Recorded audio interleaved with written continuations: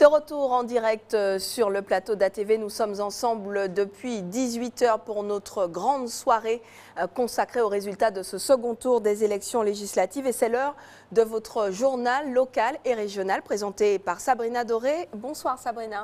Kathleen, bonsoir et bonsoir à tous. Bienvenue à ceux qui viennent de nous rejoindre pour cette édition qui sera consacrée en grande partie à ce deuxième tour de scrutin pour les législatives. Une élection, Sabrina, qui mobilise globalement plus qu'au premier tour, mais moins qu'en 2012.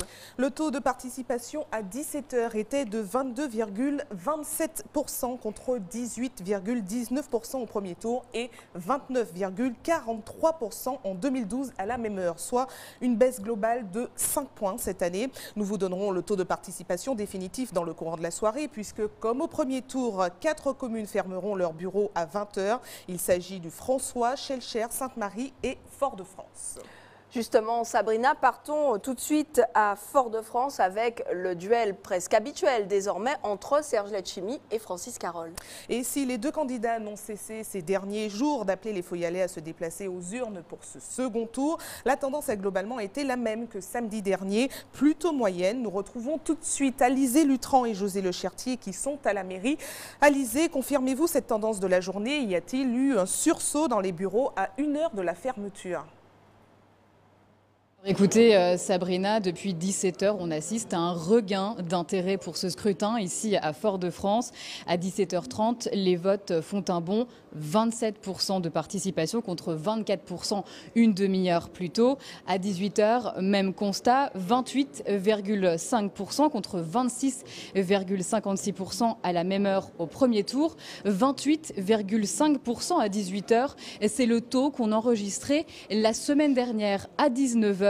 Lors du premier tour. Nous avons également les derniers chiffres à 18 h 30, 30,5%. On attend maintenant de connaître la tendance à 19 h. Et puis vous le savez, ici au bureau centralisateur à la mairie, les votants ont encore une petite heure pour se rendre aux urnes. Merci à vous, Alizé, qui couvrez la circonscription donc de Fort-de-France, qui compte, Sabrina, 60 bureaux. Et parmi eux, 2 connaissent une influence particulière, celui de Trenel, du député sortant, et celui du quartier Citron. Voyez les précisions d'Alizé Lutran et de José Lechertier.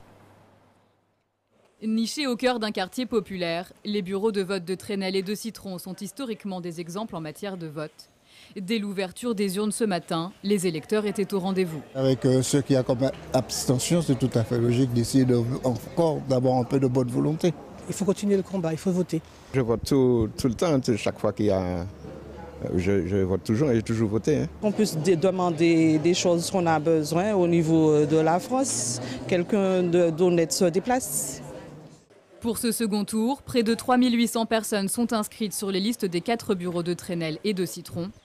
Lors des dernières législatives de 2012, le taux de participation sur ces 2 sites était l'un des plus importants de la circonscription, 40% de participation. Le président du bureau de Citron explique cette mobilisation par plusieurs facteurs. Ce quartier Citron, Trenel est un quartier très populaire et je pense aussi un peu ancré sur la lignée de Césaire, est un quartier qui vient habituellement voter très fortement. Et comme vous savez, ce quartier est aussi vieillissant et les personnes âgées sont très attachées au vote. Qu'elles ont eu elles-mêmes et leurs parents de haute lutte. Selon d'autres, il faut remonter quelques années en arrière pour comprendre un tel engouement. C'est un quartier qui s'est construit, c'est de l'autoconstruction. Et il y a eu un lien très très fort dès le départ avec la municipalité de Fort-de-France, autour d'Aimé Césaire qui a apporté, comme on dit, l'école, les routes, et puis toute l'attention qui était nécessaire à ces populations-là qui venaient de très loin. Donc je pense que cet attachement-là et ce lien-là n'a jamais été coupé. Parce que ceux qui ont pris la succession d'Aimé Césaire sont restés dans cet état d'esprit-là. À la mi-journée, les 2 candidats en liste de la circonscription se sont rendus aux urnes. L'un au bureau de Châteauboeuf, l'autre à Trenel, à quelques pas de son fief. À voter.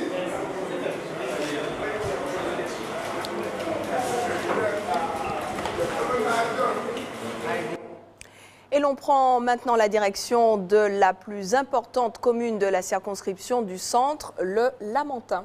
26 000 électeurs, dont 29,10% se sont déplacés aux urnes aujourd'hui à 18h contre 22,97% samedi dernier à la même heure. Nous retrouvons tout de suite Laura Châtenay-Rivaudet en direct de la mairie. Laura, avez-vous de nouveaux chiffres à nous communiquer ? Ça y est, les bureaux lamantinois sont officiellement fermés et comme vous y assistez derrière moi, le dépouillement a commencé, les bulletins sont comptabilisés. Nous aurons très bientôt le chiffre définitif de la participation, mais ce que nous pouvons vous dire pour l'instant, c'est qu'à 18h, il était de 29,10%, soit une nette amélioration par rapport au premier tour, un peu plus de 6 points de hausse. En effet, la semaine dernière, le taux de participation était à la même heure de 22,97%. C'est aussi mieux qu'en 2012 où à la même heure, nous enregistrions 25,96% de participation. Toutefois, cette hausse est relative. Seuls donc 7697 électeurs lamantinois répartis sur les 27 bureaux de la commune ont fait le déplacement. Je vous rappelle que le Lamentin, c'est tout de même 26 451 inscrits, une commune de poids. Le dépouillement donc qui a commencé derrière nous pourrait en effet aller relativement vite.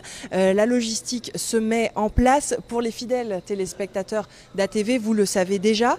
Les présidents des bureaux vont converger vers l'hôtel de ville où nous sommes en ce moment pour ramener leurs résultats. Et puis voilà, donc derrière moi, ça commence à s'organiser donc avec une table au centre, les bulletins qui vont être ramenés, comptés, dépouillés, classés, puis donc un procès verbal sera établi pour ce premier bureau de vote du Lamentin. Mais ça voilà, donc pour ceux qui suivent ATV assidûment, ils le savent déjà, les autres donc l'apprennent ce soir.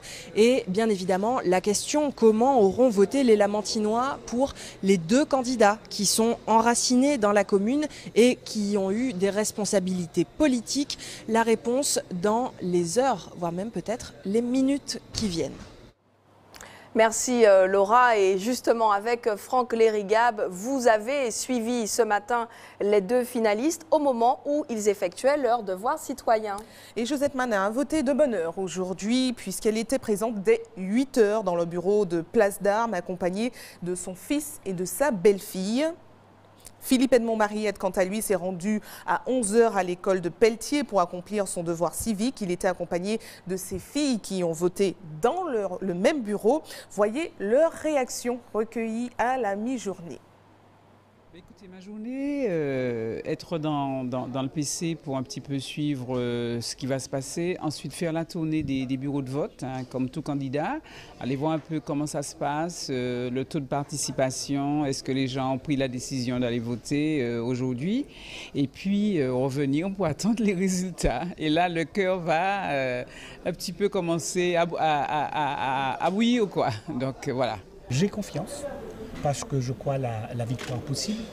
Et donc, même si je n'ai pas de parents barcelonais, mais l'expression, la remontada me va bien. Voilà, donc aucun souci. Eh bien, la journée, en faisant le tour, parce que dans les différents bureaux de vote, nous avons des délégués, nous avons des assesseurs qui sont souvent des parents, des amis, des militants qui m'accompagnent. Donc, leur rendre une petite visite, vérifier que tout va bien. Et puis, peut-être faire un petit coucou sur les bureaux centralisateurs des principales communes. Et en plus des deux candidats de cette circonscription, vous savez qui Laura Châtenay-Rivaudet a rencontré ce matin? Des femmes, beaucoup de femmes. En effet, Sabrina, elles sont particulièrement nombreuses à s'être déplacées ce matin dans les bureaux du Lamentin. Très nombreuses également à y tenir un poste pour le bon déroulement du scrutin. Alors Laura Châtenay-Rivaudet et Franck Lérigab les ont interrogées sur leur motivation. Regardez. Dès l'ouverture de ce bureau à Place d'Armes, ce matin à 8h, les électeurs, mais surtout les électrices, se succèdent dans les isoloirs. Explication numéro 1, il y a proportionnellement plus de femmes que d'hommes en Martinique. C'est un vote que certaines revendiquent clairement comme un acte militant, un pied de nez parfois même aux hommes présents tout le temps et partout en politique. C'est toujours, excusez-moi monsieur, c'est toujours les hommes, les hommes, les hommes. Et nous, on a le droit de choisir. Et nous aussi, on a nos opinions. Pour moi, ça me donne une importance, je dis, au sein de la communauté. Si moi, je ne vote pas aujourd'hui, ma fille va dire « Ah, maman, elle n'a jamais voté. Pourquoi moi, je vais voter ?» Et comme elle a toujours vu que nous, on vote, elle aussi, elle a l'audace de voter. Mon fils qui a suivi ici, l'autre aussi va suivre. Pourquoi rester à la maison? Ça ne coûte rien du tout de se déplacer. Enfin, les femmes participent à la vie publique.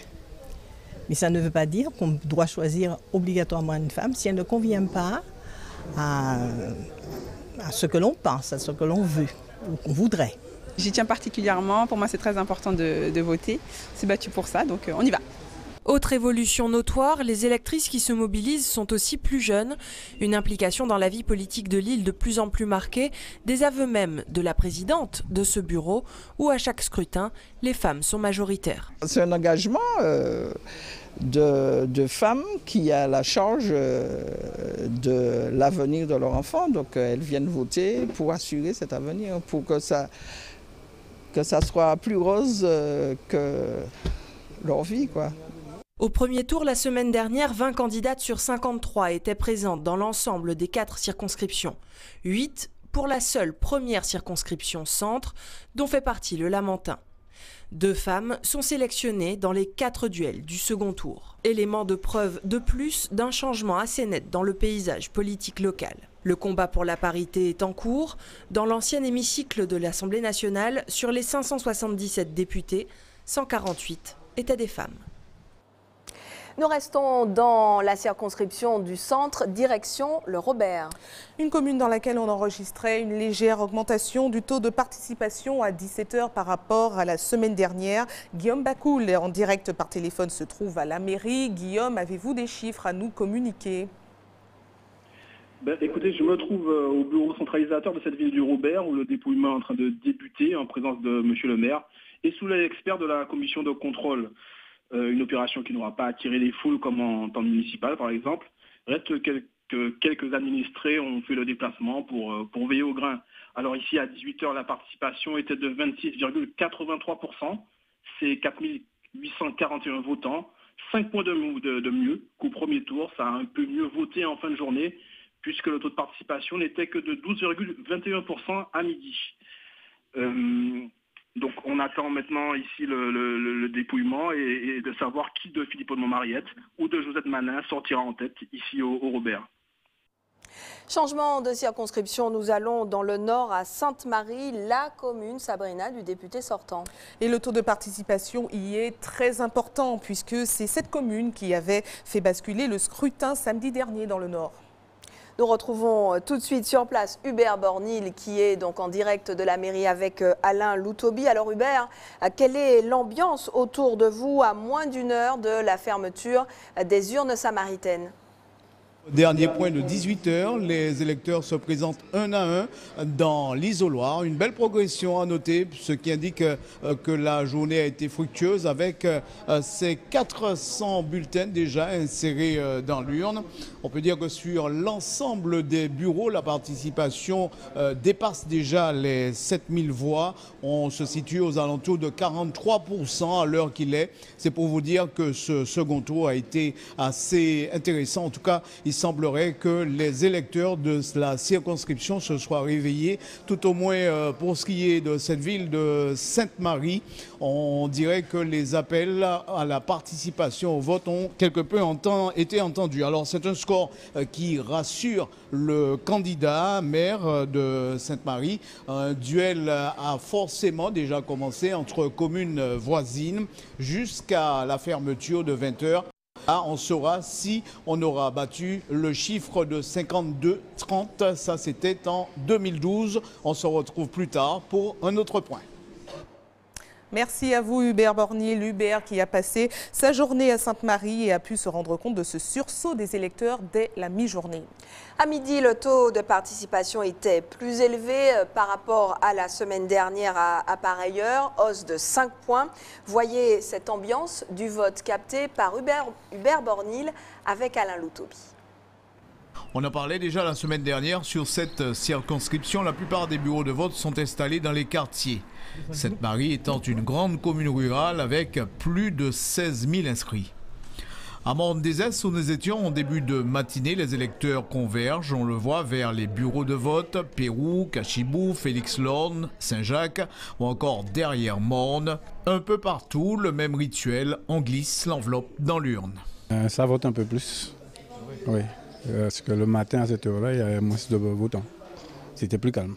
Il faut que la population prenne conscience que, quel que soit le vote, l'abstention, ce n'est pas forcément, ça peut démontrer quelque chose, mais ce n'est pas forcément la bonne solution. Le député sortant, comme à son habitude, s'est rendu à l'école Félix-Lorne en prenant bien soin d'aller saluer tous ceux qui se trouvaient aux abords des bureaux de vote. Pour Bruno Nestor Azero, la réaction des électeurs est presque normale, sinon attendue. Je sens que l'exercice démocratique va se jouer puisque les gens vont se rendre aux urnes et je suis persuadé que, en tout cas, le taux de participation sera nettement meilleur que celui que nous avons eu la semaine dernière.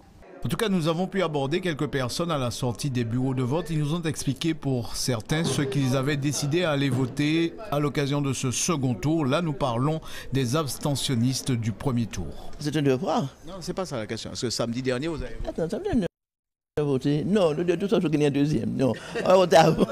La semaine dernière, tu n'as pas voté? Non. D'accord. Je voulais pas.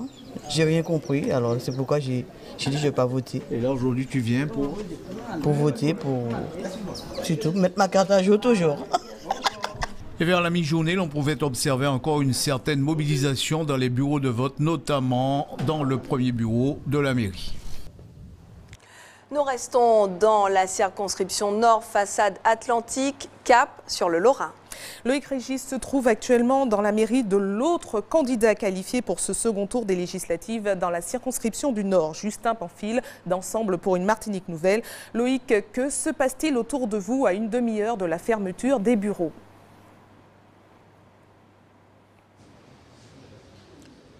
Il est un peu plus de 19h et les 9 bureaux de vote sont fermés ici au Lorrain. Le taux de participation à 18h45 est de 52,76%, soit 3562 votants pour 6751 inscrits. Au premier tour, ce même taux de participation était de 38,59%. C'est un différentiel de 15 points entre les deux tours de cette élection législative.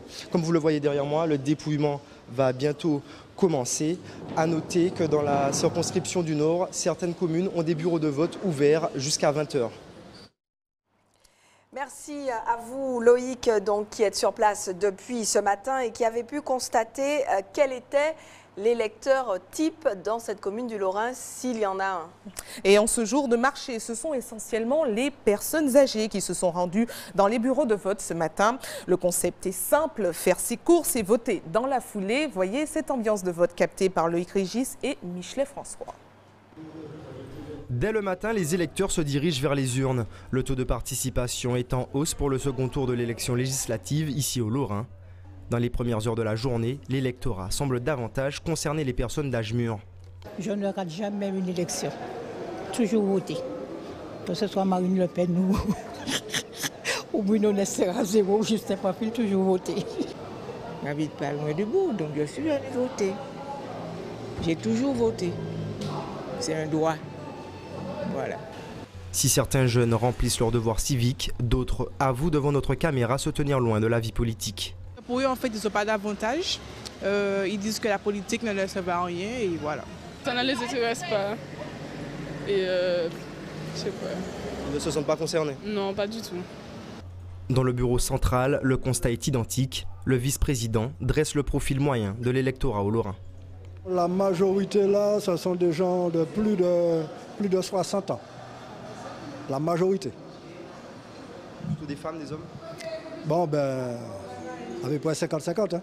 Comme aujourd'hui, samedi, donc c'est plus animé dans le bourg, c'est le jour du marché, donc les grandes personnes, donc bon, ben, les grandes personnes sont dans le bourg, quoi. Ils profitent pour voter, quoi.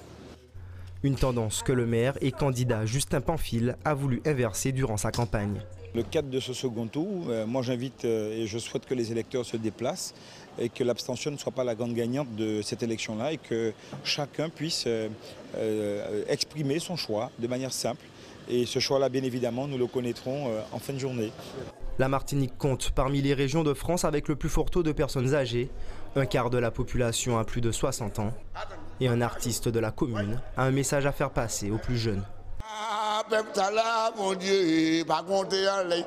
Mon Dieu, la jeunesse l'a voté, la jeunesse l'a voté, avant de voter, si on va voter, on l'a nouillé. Au bas, des autres. Et toujours dans la circonscription Nord, nous nous rendons à Schœlcher et c'est 15 542 inscrits. Une commune où les électeurs n'ont pas eu de sursaut pour ce second tour. À la mi-journée, le taux de participation était même en légère baisse par rapport à samedi dernier. Nous retrouvons tout de suite Johan Boulard en direct par téléphone. Johan, avez-vous de nouveaux chiffres à nous communiquer ? Eh bien, depuis 14 heures, nous avions assisté ici dans la commune de Schœlcher à une augmentation d'environ 2% par heure au niveau de la participation. Et nous nous posions la question de l'évolution pour ce qui est des relevés de 18 et de 19 heures. Eh bien, la donne se vérifie puisque nous passons de 22,12% pour celui de 17 heures à 24,75% à 18 heures. À 19h, c'est bis repetita avec une augmentation de 2,13%. On passe donc de 24,75% à 26,88% avec 4179 votants. On reste tout de même loin du chiffre réalisé à pareille heure en 2012, puisque 6368 Schœlcherois avaient fait le déplacement. Mais rappelons qu'en 2012, le maire de la commune était candidat à ces mêmes élections. Merci Johan. Changement de circonscription, direction le sud, à Sainte-Luce, le fief du député sortant Jean-Philippe Nilor. Une commune qui confirme la tendance générale de ce samedi. Il n'y a pas eu de vrai sursaut des électeurs pour ce second tour. Nous retrouvons tout de suite Stéphane Lupon et Guy-Raphaël René en direct de la mairie. Stéphane, les bureaux ont fermé depuis 20 minutes maintenant. Les dépouillements ont donc peut-être déjà commencé ? 20 minutes que le président du bureau a annoncé la fermeture du scrutin. Désormais, concentration et précision sont invités par les scrutateurs à la table du dépouillement. 35,63%, c'est le chiffre de la participation relevé à 18h55. Lors de ma dernière intervention, je parlais d'un espoir des scrutateurs fondé sur la fin de l'office religieux. Il a eu lieu, ce petit frémissement, mais largement insuffisant pour dépasser les 400 votants sur ce bureau, où ce sont seulement 338 qui ont, sur les 899 qu'ils comptent, qui se sont déplacés. Donc, avec de tels chiffres, nous pouvons espérer que les 11 scrutateurs que vous voyez juste derrière moi nous livreront les premiers résultats assez rapidement. Notez tout de même que sur les 10 premières enveloppes dépouillées, elles contenaient toutes des bulletins à l'attention de Jean-Philippe Nilor. Merci Stéphane. Les élections 2.0, c'est ce que propose la mairie de Sainte-Luce. Le dispositif permet de suivre en temps réel le déroulement du scrutin. Une solution de suivi développée pour faciliter la transmission de l'information. Alors comment cela se passe concrètement? Voyez les explications de Stéphane Lupon et de Guy-Raphaël René. Le vote électronique, nous n'y sommes pas encore. Mais l'apport des nouvelles technologies est de plus en plus présent dans le suivi du scrutin. Prenons l'évolution du taux de participation. Il y a encore 10 ans, la présence du papier était prépondérante. Désormais, l'informatique et Internet sont au service de l'information. Comme on avait beaucoup de requêtes au moment des élections, qui arrivaient essentiellement par téléphone, en fait, on s'est dit qu'il fallait trouver un moyen un peu plus rapide de transmettre les informations et fiable. Donc l'idée était simplement, j'ai repris l'idée de mettre une feuille de calcul en ligne, partagée, accessible en consultation par certaines personnes et en modification par d'autres personnes, pour à la fois saisir les résultats, obtenir les pourcentages et diffuser les informations en temps réel à toutes les personnes requises, y compris notamment mes amis les journalistes. 66. Merci beaucoup. À tout à l'heure. Bye bye. Suivre la participation, c'est bien, mais pourra-t-on un jour voir la promulgation des résultats grâce à cette solution ? De toute façon, il s'agit toujours de communiquer les résultats à la préfecture. Maintenant, la diffusion des résultats aux personnes qui sont présentes dans le bureau ou aux journalistes notamment se fait par un autre biais. Donc ils sont comme d'habitude autour de nous, ils consultent les résultats, ils les voient arriver en même temps que nous. Mais on ne diffuse pas cette information de la même manière. Donc elle n'est pas consultable en dehors de la collectivité. Vous l'aurez compris, ce n'est pas demain la veille que la proclamation des résultats se fera directement via les mairies, la préfecture restant l'organe habilité à le faire. Par contre, Côté utilisateur, la solution est très appréciée, en particulier lorsqu'il s'agit de couvrir le scrutin dans plusieurs communes. C'est encore mieux de l'avoir sur mobile parce que nous on arpente les rues et les autres bureaux de vote durant la journée pour faire des reportages ou pour prendre le pouls de ce scrutin, et on peut regarder en direct quel que soit l'endroit où on est dès qu'on a un accès internet à ce tableau interactif. On n'est pas obligé de nous sortir des feuilles régulièrement ou d'appeler la mairie comme ça se fait dans d'autres mairies pour avoir les taux de participation. Même si dans d'autres communes des efforts sont faits, Sainte-Luce fait figure d'exemple. Gageons que le chemin sera emprunté par la totalité des mairies. Toujours dans la circonscription du Sud, nous partons maintenant dans la commune de la candidate Sylvia Seyd-Soutane. Et nous y retrouvons tout de suite en direct Céline Chalonneau. Céline, le dépouillement a-t-il bien commencé à Rivière-Salée ?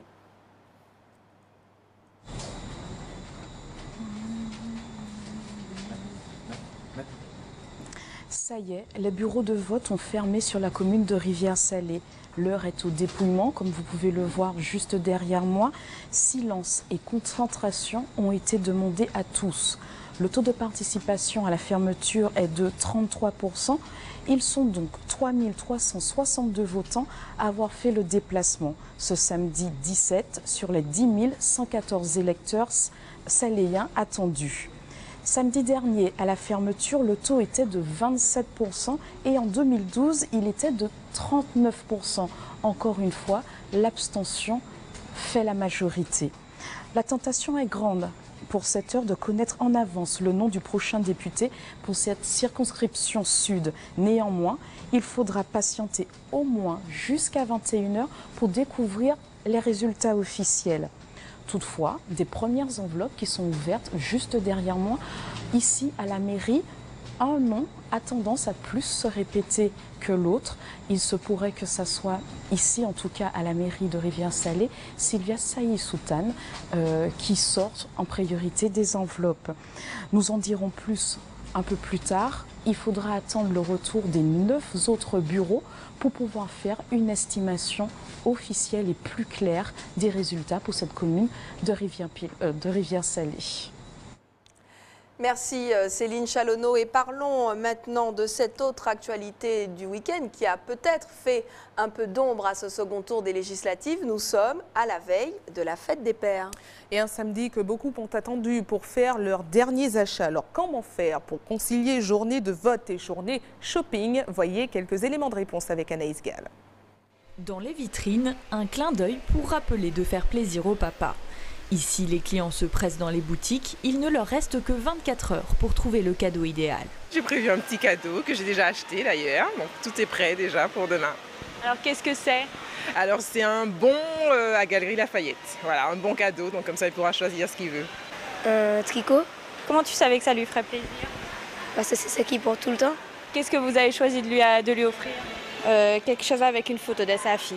J'ai prévu de lui faire une carte et on va lui acheter une chemise. J'habite en métropole, donc du coup je rentre dimanche et je vais lui offrir un cadeau, une bouteille de rhum. Pour la plupart, les esprits sont déjà à la fête. Difficile alors de trouver le temps ou l'envie de se rendre aux urnes aujourd'hui. C'est mal tombé, franchement les législatives là, c'est mal tombé. Moi personnellement non. Je m'étais plus à la fête des pères, donc pour les autres ça dépend. C'est un peu mitigé. Je pense principalement à la fête des pères, justement, puisque c'est un moment de fête, etc. Donc voilà. Vous irez personnellement voter ou pas aujourd'hui? Je ne pense pas. Sincèrement, je ne pense pas. Alors moi, par exemple, j'ai pas du tout la tête à aller voter. J'y pense même pas. Bon, il faudra y aller, mais j'avoue que c'est pas ma priorité là. Pour d'autres, la fête des pères n'est pas une excuse pour oublier son devoir citoyen. Le second tour des législatives est déjà prévu dans les emplois du temps. Moi, je sais que j'ai la tête à ça. C'est important? Voter. Je suis venue faire mes courses pour aller voter cet après-midi. Oui, j'ai déjà voté. On est obligé de faire la part des choses, aller voter et participer à la fête des pères. Donc il faut faire les deux. Son travail de citoyen et la fête aussi. Moi personnellement, ouais, j'ai fait une procuration, donc on va voter pour moi et je trouve ça presque obligatoire, quoi. S'il faudra attendre la fermeture des bureaux de vote pour connaître les élus du peuple, eux connaissent déjà l'élu de leur cœur. Et pour être complet sur cette journée de vote du second tour des législatives, jetons un œil maintenant, Sabrina, au taux de participation dans nos régions. Et nous commençons en Guadeloupe où le taux de participation au second tour est comme chez nous en légère hausse par rapport à la semaine dernière, 22,55% aujourd'hui à 17h contre 19,85% samedi dernier. Il faut noter que le taux de participation de ce second tour est inférieur à celui de 2012 qui enregistrait à la même heure 30,39% de participation.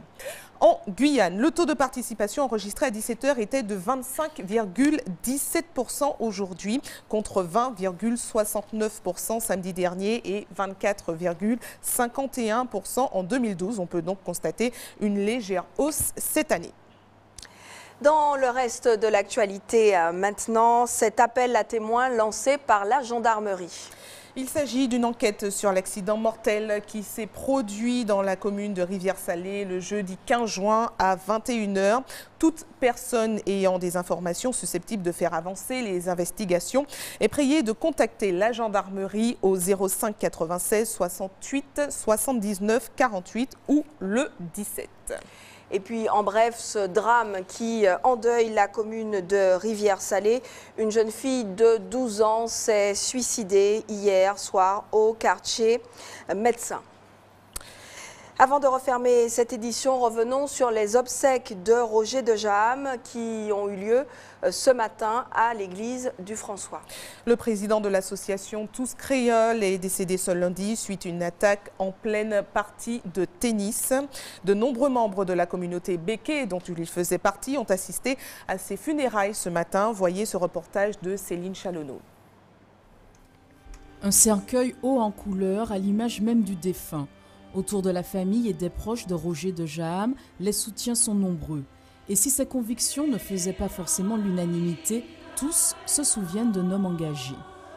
C'était quelqu'un avec qui j'avais des joutes verbales parce que je ne suis pas créole et que j'ai beaucoup apprécié. On avait un rendez-vous jeudi pour une émission et il est décédé mardi. Donc c'est quelqu'un qui avait des convictions, qui était franc, qui était vrai, qui n'avait pas de masque. Quand en 1999, on a eu les 7 mois de guerre, le seul qui soit venu nous soutenir, M. Perali et moi, c'est M. Roger de Jaham. C'est lui qui est venu nous voir et nous dire il faut tenir, il faut tenir, il faut tenir. Membre de la communauté Béké, Roger de Jaham a été l'un des premiers à plaider pour la grande réconciliation entre descendants d'esclaves et d'esclavagistes. Il fut notamment l'initiateur d'un texte où 400 Békés reconnaissent la traite négrière comme crime contre l'humanité. Un combat qui n'a pas été de tout repos. Je sais qu'on allait prendre des coups. Il en a pris chez certains de ses copains békés, des autres composantes de la Martinique qui n'avaient pas compris ce qu'il voulait faire, d'autres qui avaient compris, mais qui voulaient justement que ça ne se fasse pas parce que c'est leur fonds de commerce. Il a pris beaucoup de coups. On l'a aidé au maximum. Il a pris des coups, il est toujours resté debout.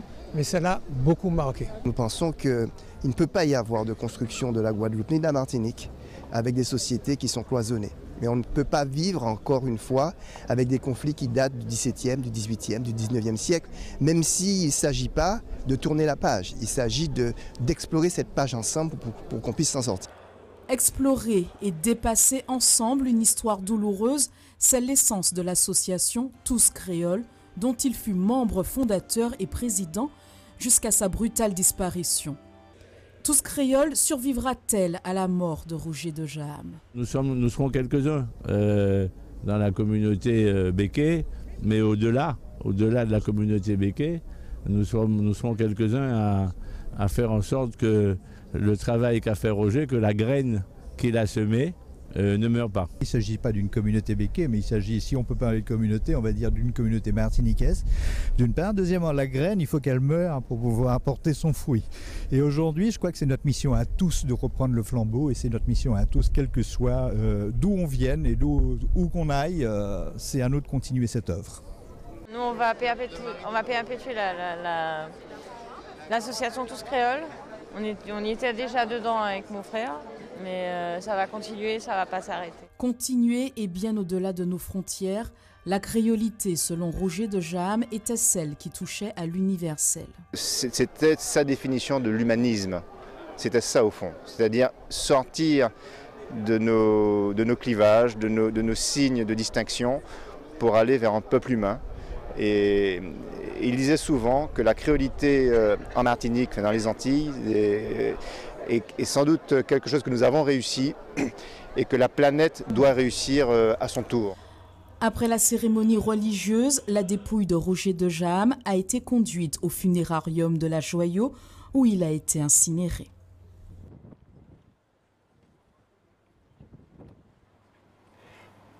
Et c'est la fin de cette édition, mais la soirée électorale continue. Je vous laisse en compagnie de Kathleen Bilascopette et d'Eddy Marajo, à qui je vais laisser ma place dans quelques instants. Oui, Sabrina, le suspense devrait être très bientôt levé sur le nom des 4 prochains députés de Martinique. Des résultats à suivre en temps réel sur notre antenne avec les analyses d'Eddy Marajo et les réactions à chaud de nos invités. Retour donc en direct sur ce plateau juste après cette courte pause. À tout de suite.